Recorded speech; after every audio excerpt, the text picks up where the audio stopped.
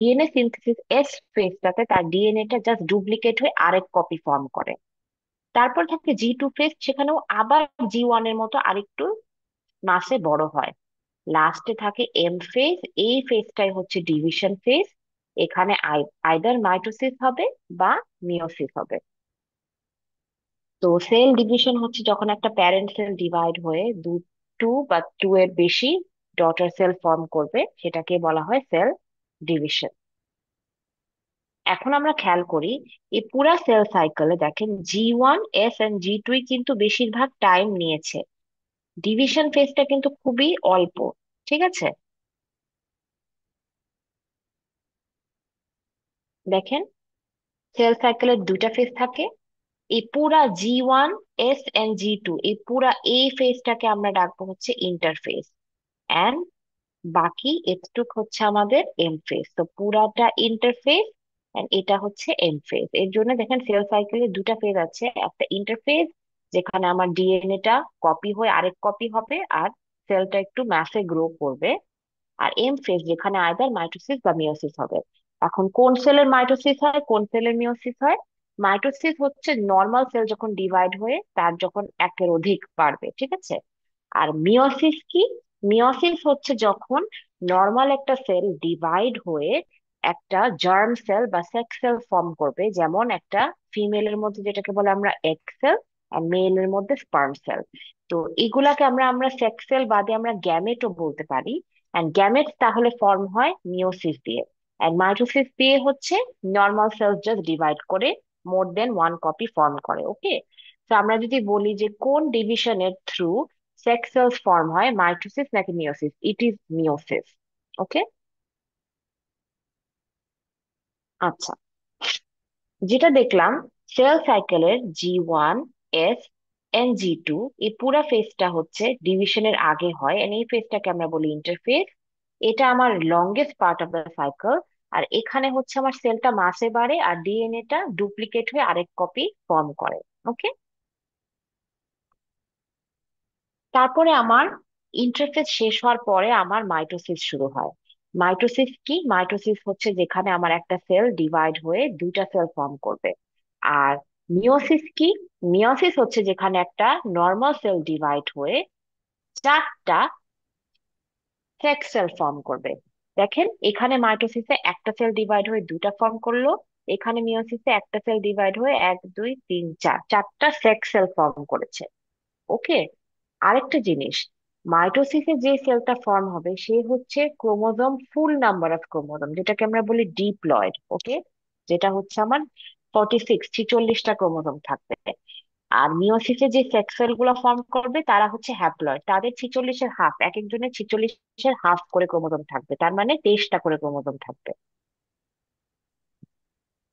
তারপরে ইন্টারফেজের পরে মাইটোসিসটা শুরু হয়, যেখানে আমার বেসিক্যালি চারটা ফেজ থাকে: প্রোফেজ, মেটাফেজ, অ্যানাফেজ, টেলোফেজ। তো এর আগেই আমার যেটা আমি বলেছিলাম, ডিএনএ কিন্তু ডাবল হয়ে এক কপি তৈরি হয়ে যায়, যাতে নেক্সট সেল যেটা তৈরি হবে তাকে সে এক কপি দিতে পারে ডিএনএ। প্রথমে দেখেন, প্রথমে হয় হচ্ছে প্রোফেজ। প্রোফেসে হচ্ছে ডুপ্লিকেটের যে ক্রোমোজোম আছে সেগুলা কনডেন্স হওয়া শুরু করে। ওকে, একটা সেন্ট্রিওল, দেখেন এরকম একটা দুইটা সেন্ট্রিওল পেয়ার, এখানে একটা সেন্ট্রিওল এখানে একটা সেন্ট্রিওল, তাদের মাঝখানে এরকম একটা স্পিন্ডল মাইক্রোটিউবুলের মতো ফর্ম হয়। And এই দুটা সেন্ট্রিওল দুই প্রান্তে যাওয়ার চেষ্টা করে সেলের। ওকে, দেন আসে হচ্ছে মেটাফেজ। মেটাফেজ মানে হচ্ছে আমরা মনে রাখবো কি ইকুয়েটর। ইকুয়েটর মানে কি, যে ক্রোমোজোম গুলা ডুপ্লিকেট হলো তারা সবাই সেলের মাঝে ইকুয়েটরে এরকম লাইন আপ করবে। এন্ড দুই পাশে যে সেন্ট্রিওল তারা দুই পোলারে গিয়ে মাঝখান দিয়ে এই ক্রোমোজোম গুলাকে ওরা অ্যাটাচ হবে। হয়ে এখন দেখেন এই ডুপ্লিকেটেড ক্রোমোজোম গুলা খুব সুন্দর সেলের মাঝে ইকুয়েটরে চলে আসলো। এন্ড দেখেন এই যে এই যে আহ খেয়াল করেন সেন্ট্রিওল গুলা এই যে সেন্ট্রিওল গুলা তারা কিন্তু এই ক্রোমোজোমকে মাঝে একটা সেন্ট্রোমিয়ারে অ্যাটাচ হয়েছে, এদেরকে মানে সেন্ট্রোমিয়ার দিয়ে আটকিয়ে এই ক্রোমোজোম গুলাকে ইকুয়েটরে এনেছে। ওকে। দেন হচ্ছে আমাদের অ্যানাফেজ। অ্যানাফেজে মনে রাখবো যে আমাদের সেল মানে যেই ক্রোমোজোম গুলাকে এখানে অ্যাটাচ হয়েছিল, মাঝখানে যে সেন্ট্রোমিয়ারে ধরে ওদেরকে অ্যাটাচ করেছে, ওখান থেকে ওদেরকে দুই পাশ দিয়ে টান দেওয়া হবে। দেখেন, দুই পাশ দিয়ে টান দেওয়ার ফলে এক সেট চলে গেল ওই সাইডে। প্রতিটা ক্রোমোজোমের তো চারটা মানে দুই সেট করে, তাই না? প্রতিটা ক্রোমোজোম এখানে কিন্তু দুই সেট করে ডিভাইড হয়ে মানে ডুপ্লিকেট হয়ে দুই সেট করে ফর্ম হয়েছে। তখন এক সেট চলে যাবে ওই পারে, আরেক সেট চলে আসবে এই পারে। কারণ দুটা সেটে তো মানে একটা একটা সেট করে ক্রোমোজোম লাগবে, তাই না? তো তখন কি হলো, আমার ক্রোমোজোমস গুলা স্প্লিট হয়ে দুই প্রান্তে চলে গেল। কে নিয়ে গেল? এই সেন্ট্রিওলি টান দিল। ঠিক আছে। তারপরে এখন at the end of this phase দুই প্রান্তে এক সেট করে ক্রোমোজোম থাকবে। এখন এক সেট করে ক্রোমোজোম থাকার ফলে তো আমার এখন সেলটাকে ডিভাইড হতে হবে, না হলে তো আর একটা সেলের মধ্যে তো আর দুই সেট ক্রোমোজোম থাকবে না। ডিভিশনটাকে বলা হয় টেলোফেজ। সেখানে কি হয়, ক্রোমোজোমস গুলো আবার ডিকন্ডেন্স হয়ে দুই পাশে আবার দেখেন, আগে কিন্তু আমার এই ক্রোমোজোমের আশেপাশে কোনো নিউক্লিয়াস ছিল না। এই টেলোফেজে দেখেন ক্রোমোজোমের আশেপাশে সুন্দর করে আবার নিউক্লিয়ার মেমব্রেন এসেছে। এন্ড আস্তে আস্তে এই সেলের সাইটোপ্লাজমটা ডিভাইড করা শুরু করে, দুটা সেল ফর্ম করা শুরু করে। এন্ড এই সাইটোপ্লাজম ডিভিশনটাকে আমরা ডাকি হচ্ছে সাইটোকিনেসিস। আচ্ছা, এ পর্যন্ত সবাই কি বুঝেছেন? Yes or no? জাস্ট একজন বললেই হবে যে আমাকে শোনা যাচ্ছে নাকি, আর আপনারা কি শুনতে পাচ্ছেন নাকি আমি যা ডিসক্রাইব করছি, আর আপনারা বুঝেছেন নাকি? জি ম্যাম। Yes miss. ওকে। তারপরে সাইটোকিনেসিসে কি হয়? সাইটোকিনেসিসে হচ্ছে এই সাইটোপ্লাজমটা, কারণ সেলটার দুই প্রান্তে তো এক সেট করে ক্রোমোজোম আছে, পুরা ফুল সেট মানে 40, মানে আপনার ফুল 46 এখন এই সেলটাকে তো ডিভাইড করতে হবে, তাই না? ডিভাইড না করলে তো আমার দুটা সেল ফর্ম হবে না। সেই মাঝখান দিয়ে যে সাইটোপ্লাজমটা ডিভাইড করা শুরু করে এটাকেই বলা হয় সাইটোকিনেসিস। এখানে সাইটোপ্লাজমটা ডিভাইড হয়। ওকে। সাইটোপ্লাজম ডিভাইড হয়ে আমার দুইটা কমপ্লিট সেল ফর্ম করে। ওকে। তো অ্যানিমাল সেলে এটা পুরো মাঝখান দিয়ে এরকম একটা পিঞ্চ হয়ে দুটা সেল ফর্ম হয়ে যায়। কিন্তু প্ল্যান্ট সেলের মাঝে যেহেতু সেলুলার সেল ওয়াল তৈরি থাকে, তো এটাকে ভাঙা খুব ডিফিকাল্ট হয়। সেক্ষেত্রে কি হয়, এই দুইটা প্ল্যান্ট, একটা পুরো প্ল্যান্ট সেলের মাঝ দিয়ে একটা নতুন সেল প্লেট ফর্ম করে, তারপর দুটা সেলের মধ্যে ডিভিশন হয়ে যায়। আমার তাহলে রেজাল্ট, মাইটোসিস কি হলো, আমার দুইটা সুন্দর ডটার সেল পেয়ে গেলাম। প্রতিটা ডটার সেলের প্যারেন্ট সেলের সাথে সেম নাম্বার 46 ক্রোমোজোমস। আর ক্রোমোজোমস, এই ক্রোমোজোমস গুলা ডুপ্লিকেটেড ফর্মে না, এরা আনডুপ্লিকেটেড ফর্মে, কারণ প্রথমে ডুপ্লিকেট হয়ে তো দুই ভাগে এক একটা সেল এক সেট করে পেয়ে গেল। এখন আমি যে কোশ্চেনটা খুব দিই, সিগনিফিকেন্স অফ মাইটোসিস, কেন আমাদের জন্য মাইটোসিস ইম্পর্টেন্ট? তো অবভিয়াসলি মাইটোসিস ছাড়া তো গ্রোথ এন্ড ডেভেলপমেন্ট হতো না মাল্টিসেলুলার অর্গানিজমস এর। It's very important for the growth and development.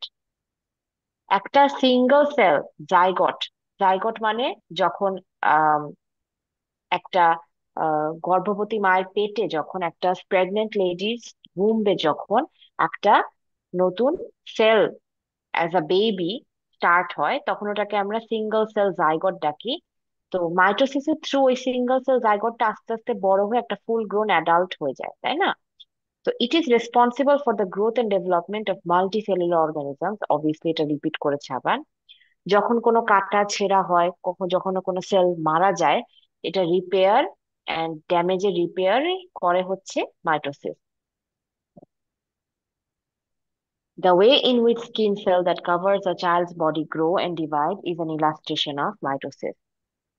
একটা ছোট বেবি যখন জন্ম হয় তার স্কিনও ঠিক করে ফর্ম হয় না। আস্তে আস্তে তার স্কিন সেলস গুলা গ্রো করে, ডিভাইড করে, বাচ্চাটার ফেস, নোজ, আইজ আরো কম্প্যাক্ট হয়, এন্ড এটা হচ্ছে রেজাল্ট অফ মাইটোসিস। এটা হচ্ছে আমি ক্লাসে পড়াবো না, এটা আপনাদের অ্যাসাইনমেন্টের জন্য আপনাদেরকে একটু সেলফ স্টাডি করতে হবে। এটার উপর আমি অ্যাসাইনমেন্ট দিব। ওকে। আচ্ছা, এখন আমরা দেখব মিওসিস। ঠিক আছে, মিওটিক সেল ডিভিশন যেটাকে বলে সেটা আমরা দেখবো। তো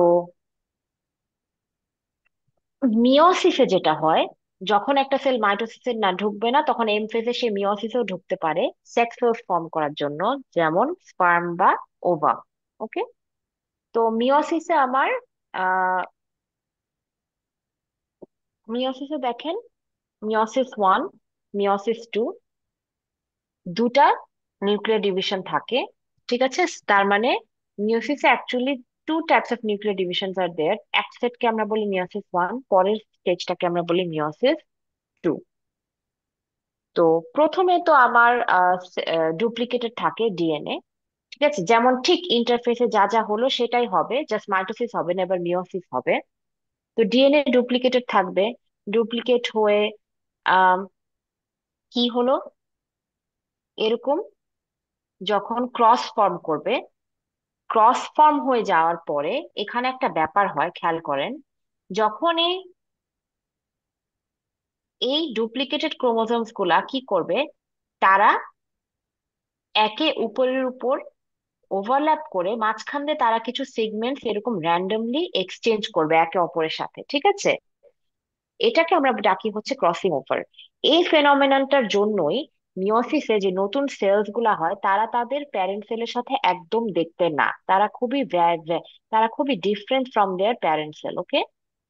সো এই ফেনোমেননটা, যে প্রথম ডুপ্লিকেটেড যে ক্রোমোজোম গুলো আছে, তারা একসাথে তাদের মানে তারা ওভারল্যাপ করে, হোমোলোগাস ক্রোমোজোমস গুলো ওভারল্যাপ করে তারা একে আরেকজনের সাথে তাদের কিছু সেগমেন্টস দেখেন এক্সচেঞ্জ করবে। দেখেছেন, এর জন্য ব্লুটা চলে গেল গ্রিন, রেড এর কাছে, রেডটা চলে গেল ব্লু এর কাছে। So they randomly exchange some parts with each other. Okay. Crossing over is the reason why the products of meiosis look don't look like their parent cells at all. ওকে। তো এটা prophase 1-এ হয়ে যায়, homologous chromosomes যে swap সিগমেন্টস। ওকে।